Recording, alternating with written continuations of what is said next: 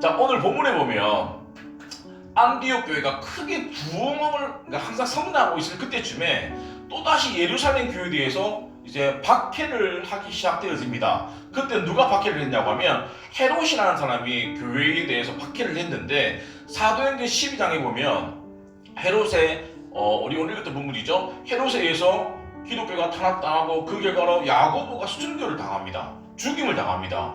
그리고 베드로가 감옥에 들어가게 되어지죠. 그때 오늘 이제 다음 주 나올 건데, 성도들이 열심히 기도했을 때 사도 바울이 이제 그 감옥에서 탈옥을 할 수 있는, 근데 그런 일이 일어납니다. 그래 다음 주 얘기를 할게요.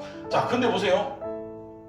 지금까지 기독교에 대한 박해는 유대인들이 자기 기득권을 지키기 위해서 기득권을 박해를 했는데, 지금은 헤롯이 교회를 박해하는 이유는 국가 권력을 지키기 위해서 교회를 박해하기 시작했다는 거예요.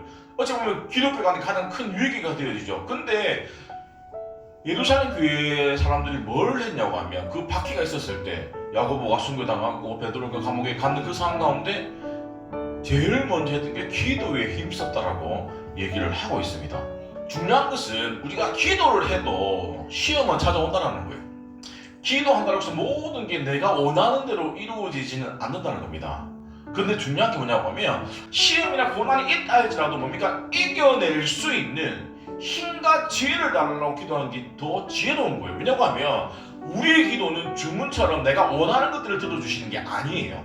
또 성도들이 합심해서 기도했을 때 결국에는 천사를 통해서 베드로가 구출되어지는 장면이 이제 오늘 다음 주 연결되어지는데, 한번 그 부분 나누도록 하겠습니다. 자, 먼저 오늘 본문에 보면 헤롯에 의해서 야고보 사도가 순교당하고 베드로가 감옥에 간 부분에 대해서 말씀을 이제 읽었습니다. 근데 한번 생각해 보세요. 왜 하나님은 야고보를 죽이고 베드로를 감옥에 했을까요? 왜 한 명은 죽이고 한 명은 죽이지 않고 감옥에 가게 했을까요? 하나님 불공평하지 않습니까? 아니면 야고보가 좀 밑보였나? 성경은 정확하게 말씀하고 있지 않아요. 근데 성경을 쭉 보다 보면 이해가 되어집니다. 근데 우리는 성경을 다 모르는 상황 가운데 당장 눈앞에 있는 것만 가지고 뭡니까? 판단한다라는 거예요. 우리가 하나님만 믿으면, 예수만 잘 믿으면 우리가 모든 게 잘 되고 형통하고 시험도 없을 거라고 한국 많은 교인들이 생각합니다. 아닙니다. 반드시 예수를 믿어도 기도를 열심히 해도 어려움이 생길 수 있어요. 근데 성도는 그 어려움을 피해달라고 하는 것이 아니라 그 어려움을 지혜롭게 이겨나갈 수 있도록 하나님께 기도하는 게 뭡니까? 성도라는 거예요. 믿으십니까? 자, 야고보가 죽임을 당하죠. 그것 또한 뭡니까? 하나님이 절대로 그냥 죽임을 당하도록 내버려 둔 게 아니라는 것들을 기억하셔야 됩니다. 왜냐하면 하나님이 이 세상을 이처럼 사랑했다는 거예요. 누구는 사랑하고 누구는 덜 사랑하고 아니에요. 하나님이 똑같이 사랑하는데, 자, 그러면 결과가 달라지는 것에 대해서는 분명히 이유가 있다 없다?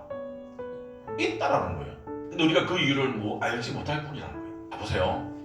우리가 만약에 하나님의 계획을 다 안다라고 하면 하나님은 더 이상 그때부터 신이 아니라는 거예요. 우리가 신이 아니기 때문에 뭡니까? 그분을 믿는 거잖아요. 그분께 도와달라고 기도하는 거잖아요. 내가 이해가 안 된다라고 해서 이게 아니라라고 볼 게 절대로 아니라는 겁니다. 왜냐하면 야고보를 순교하게 내버려 두신 이유는 그 순교의 피를 통해 가지고 복음이 자라기를 원한다는 거예요. 근데 그 왜 하나님 베드로를 살려주십니까?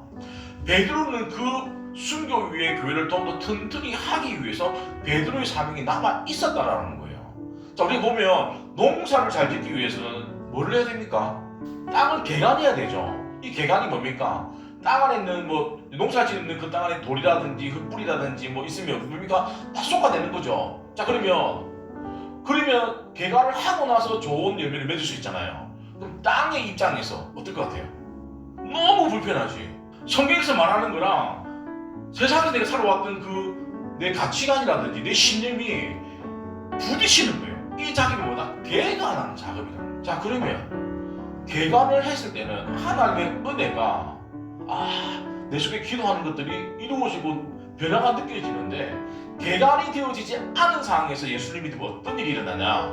적당한 선에서 신앙생활을 하게 되는 거예요. 내가 할 수 있는 건 내가 받아들이는 것까지는 오케이.